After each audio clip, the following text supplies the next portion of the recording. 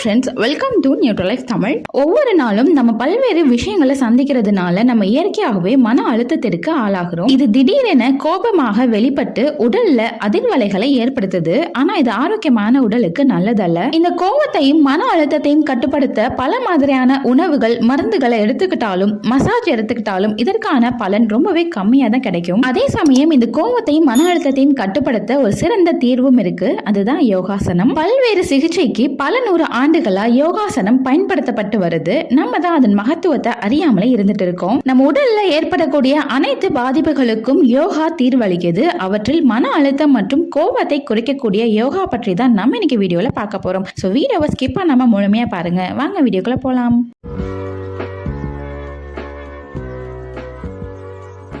முதலாவதா பாத்தீங்கன்னா கருடாசனா. இதை ஈகிள் போஸ் அப்படின்னு சொல்லுவாங்க. இந்த யோகாசனம் எப்படி பண்ணணும்னு பாத்தீங்கன்னா, உங்களுடைய கால்களையும் கைகளையும் ஒன்றோடு ஒன்று பின்னிக்கொண்டு நிற்கணும். உங்களுக்கு முன்னாடி உள்ள ஏதாவது ஒரு பொருள் மீது முழு கவனத்தையும் செலுத்துங்க. இந்த நிலையிலேயே ஒரு 3 நிமிடம் அப்படியே இருக்கணும். இந்த யோகாசனம் மூலமா இடுப்பு, தோள்பட்டை உள்ளிட்ட பகுதிகள்லாம் மிகுந்த அழுத்தம் பெறும். இதன் மூலமா கோப உணர்வுகளை தூண்டிவிடும் நரம்புகள்லாம் சாந்தமடையும். எனவே இந்த யோகாவை தினமும் அதிகாலையில பண்ணிட்டு வந்தீங்கன்னா நல்ல பலன் கிடைக்கும். அடுத்து பாத்தீங்கன்னா உத்தனாசனா, ஸ்டாண்டிங் ஃபார்வர்ட் பெண்ட் போஸ்ட்னு சொல்லுவாங்க. இந்த யோகா முறை எப்படி பண்றதுன்னு பாத்தீங்கன்னா, நேராக நின்று கொண்டு உடலை முன்புறமாக இது போல கீழே வளைக்கணும். இரு கைகளையும் உள்ளங்கை தரையில் படுமாறு சேர்த்து நிற்கணும். இந்த நிலையிலேயே ஒரு 30 செகண்ட் அப்படியே இருக்கணும். பிறகு 5 முறை மூச்சு நல்லா இழுத்து விடுங்க. பிறகு பழைய நிலைக்கு மீண்டும் வரலாம். இது போல தொடர்ந்து செஞ்சுட்டு வந்தீங்கன்னா இது நரம்பியல் மண்டலத்தை சமநிலை செய்து மன அமைதியை உருவாக்குது. அதே சமயம் உயர் ரத்த அழுத்தம் இருக்கிறவங்களும் கர்ப்பிணி பெண்களும் இந்த யோகாசனத்தை தவிர்ப்பது நல்லது. அடுத்து பாத்தீங்கன்னா பேபி போஸ், பாலாசனான்னு சொல்லுவாங்க. இந்த யோகா பாத்தீங்கன்னா நம்ம இரு கால்களையும் தரையில் உட்புறமாக மடக்கி அமர்ந்து கொள்ளணும். பிறகு தலை தரையில் படுமாறு, அதாவது நெற்றி தரையை டச் பண்ணணும். அதே சமயம் இரு கைகளையும் பின்புறமாக நோக்கி தரையில் வைக்கணும். சிறிது நேரம் கழித்து அதே நிலையில் கைகளை மட்டும் முன்புறமாக வைக்கணும். பிறகு மெதுவாக மேலே எழுந்து குதிகால் மீது அமர்ந்து ஓய்விடுங்க. இந்த முறையை நீங்க தொடர்ந்து பண்ணிட்டு வந்தீங்கன்னா மலச்சிக்கல் பிரச்சனை போகும்.